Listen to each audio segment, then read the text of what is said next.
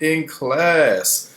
I learned about making anchor charts, eating lunch with the kids, and apparently I'm Mr. Gregory. All right, let's talk about it.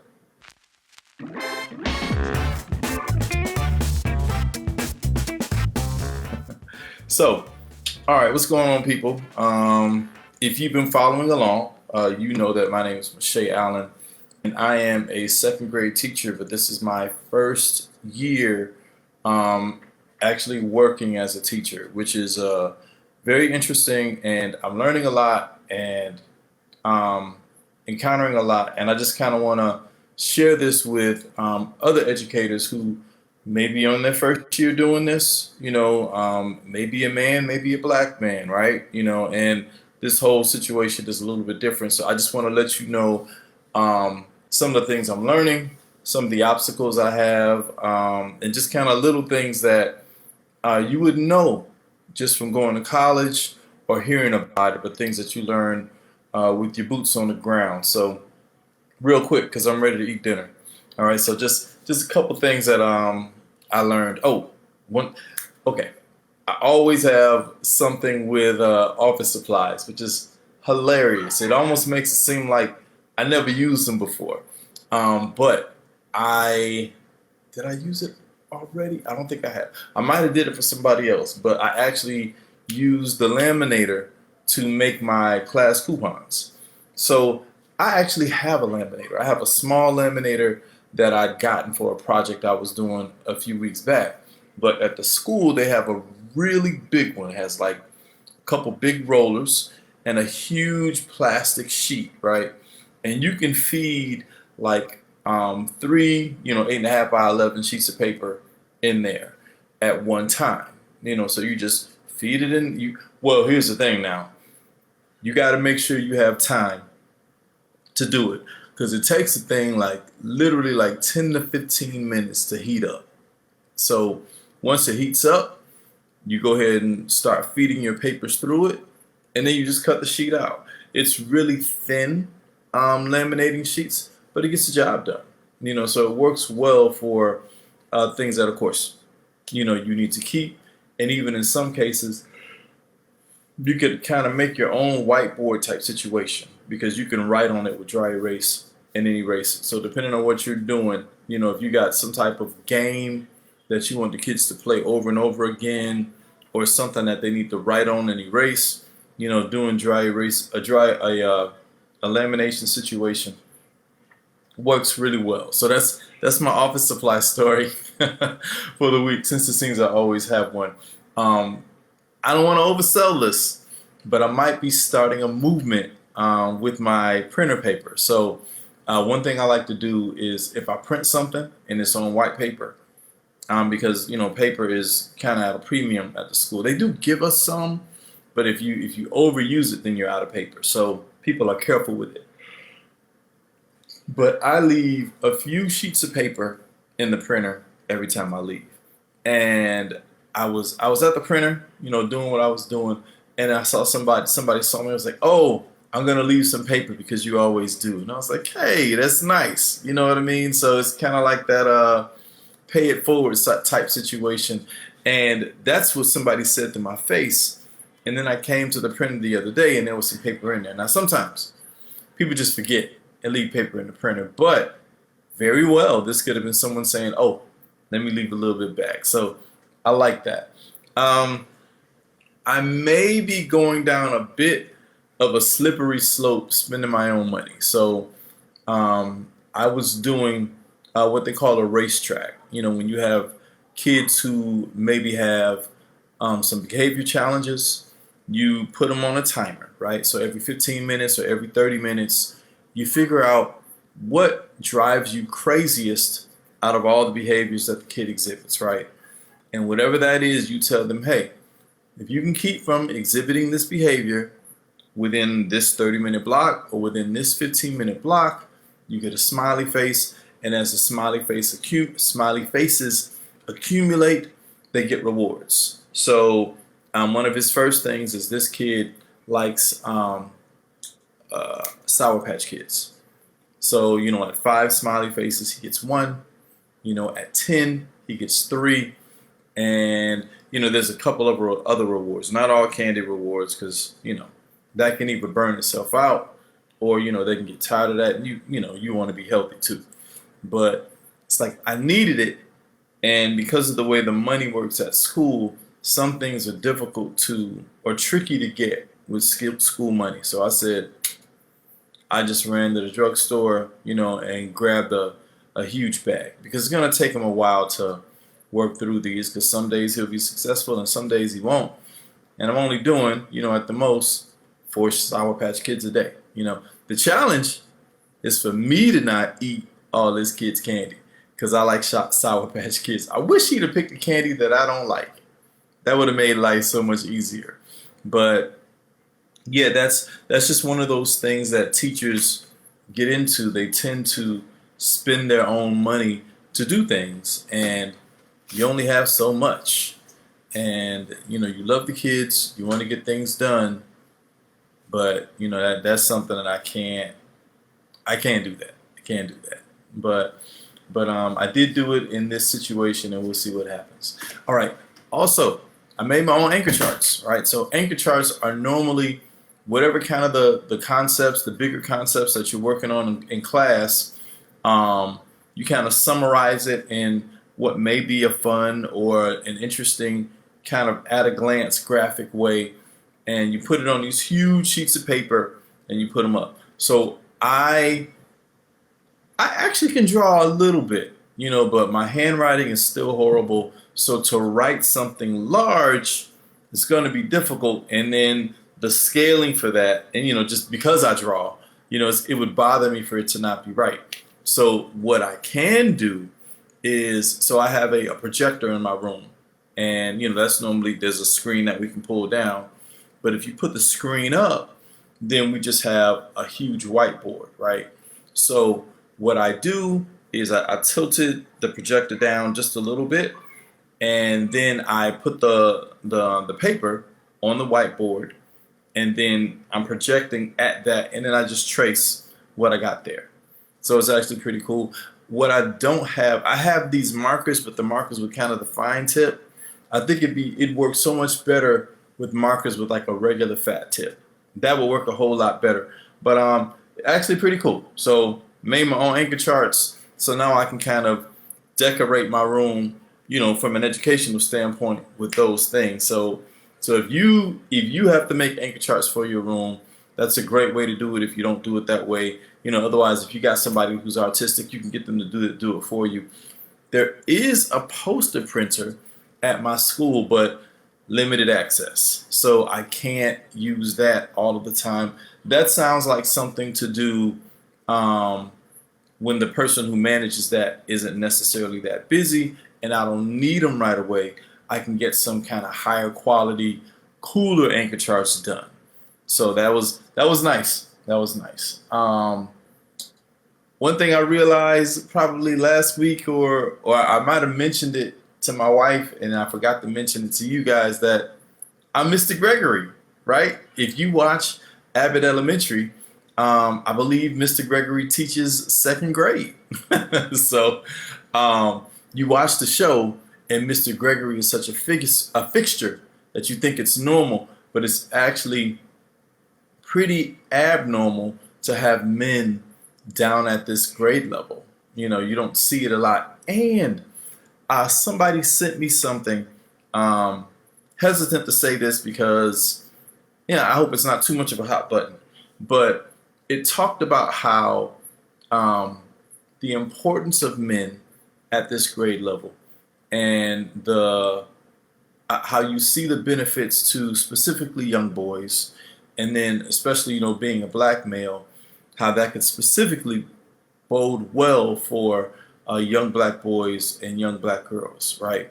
So it's important, it's necessary, but we're not necessarily welcome at this grade level, because at this grade level it's just dominated by women. So when a man shows up, there's a hesitance, or maybe even suspicion, as to why he's there, and it makes it a little tricky, which could explain in some ways, right? why it can be difficult to get support, as a male teacher, because it's like, well, why are you here? You shouldn't even be here. People expect you in middle school. They expect you in high school, in elementary school. They just don't. There are, and I may have to check, 3 classroom teachers, 3 male classroom teachers at my school. There's one in 5th, there's one in 3rd, and then there's me. Elementary, kindergarten, 1st grade, forget about it. Just don't see it. Which I wouldn't be opposed to doing 1st grade or kindergarten.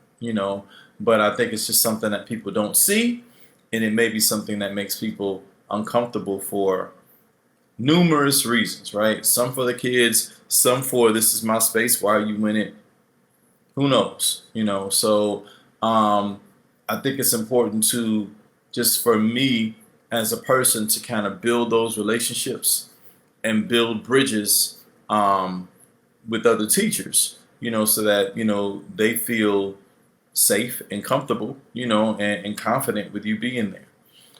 Let me know what you think, right? So in the comments, let me know your opinion or your thoughts on male teachers at the primary level, and let me know if you ever had a male teacher at the primary level.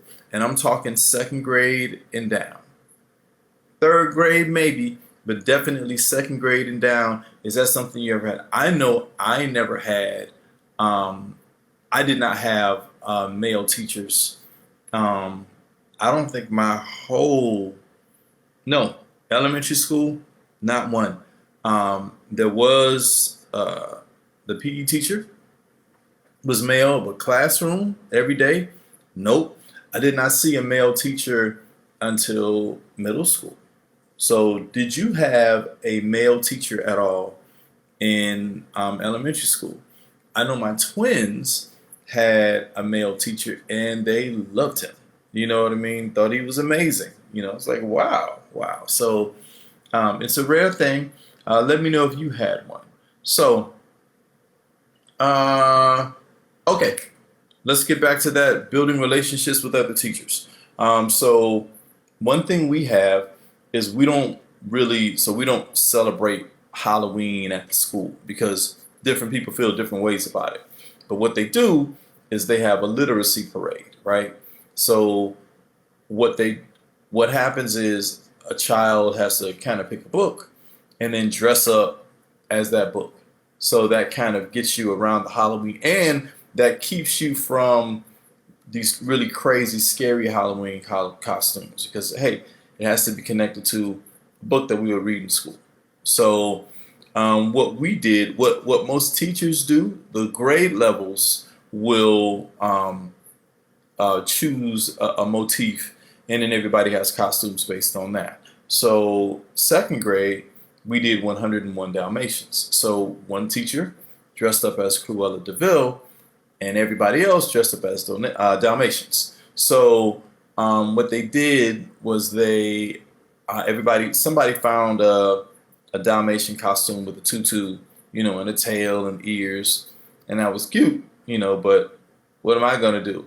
And I had one person ask, hey, what are you doing? Everyone else is like, I hope he figures it out. So I actually found a suit, just a jacket and pants, with Dalmatian dots. And I have a hat, so I wore that hat with it. Not a Dalmatian hat, just a regular black hat. But for me, I think that was a small way for me to kind of connect with some of the other teachers, because it's like we did something as a team.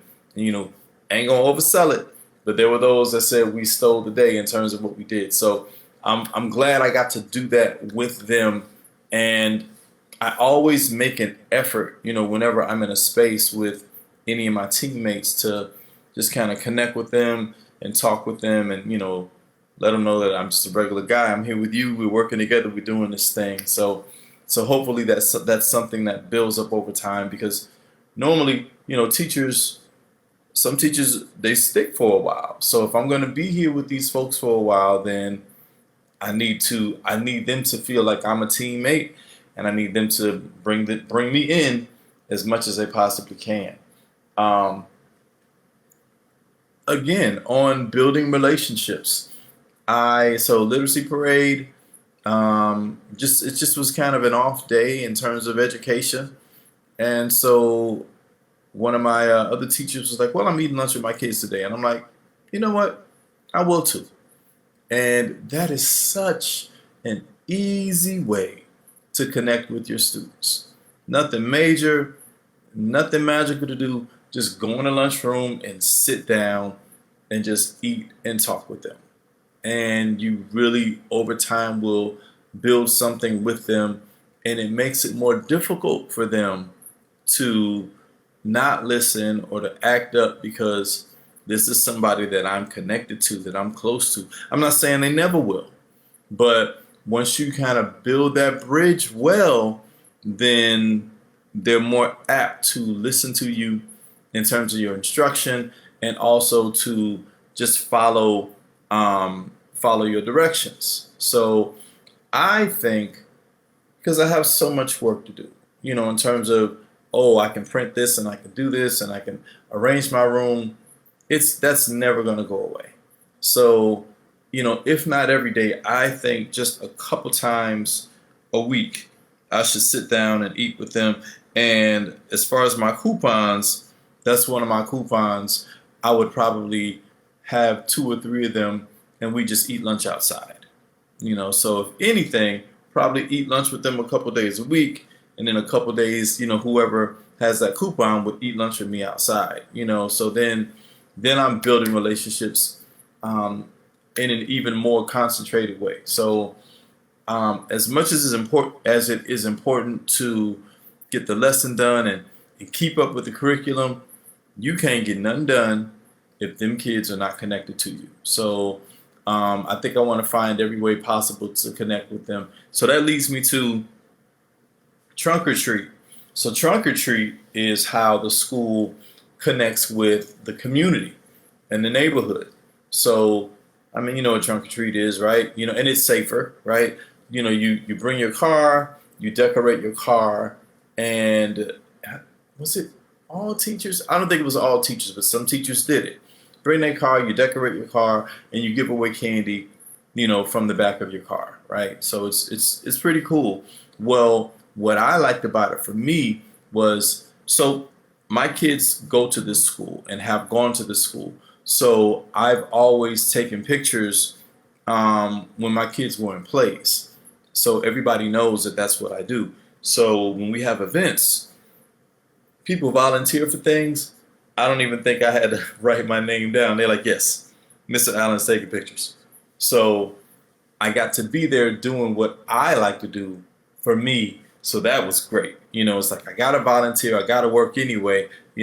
It's better that I could do something that I enjoy. So my kids, some of my kids that came, got to see me there off of school hours. And those touch points are also great for building relationships. So, and not with just kids, but also staff, because we're working together, but not in the normal way in which we work. And because it's a more casual setting, we can actually just kind of talk. Whereas in during the school day, you got a couple minutes here, a couple minutes there, and everybody's just moving back and forth past each other, and you don't have time to really just sit and talk. So that was great. That worked well. Is that everything? Man, listen. There we go. Because I told y'all I got to get dinner done. I got to eat. So, yeah. So that's everything. That is what I learned in class this week. So, if you would, in the comments, your homework, let me know if you've ever had a male teacher at the primary level, and how was it? Do you remember them? Did you enjoy it? Have any of your kids had a male teacher at the primary level? And bonus points, did you have a black male teacher ever? And then when, right? So it was coincident with, male teachers and black teachers. black male teachers. I didn't see that until middle school, and then my high school was pretty much, it was, historically it was a black school, so I had not only male teachers but tons of black male teachers. So the different world, once you get past fifth or sixth grade. So let me know what your experience was with that was. So one, did you have a male teacher in primary school, and did you have a black teacher? If both of those answers are no, when did you see a male teacher? When did you see a black teacher? When did you see a black male teacher? All right, y'all take care, and I'm hungry, so my brain's not working. All right, bye.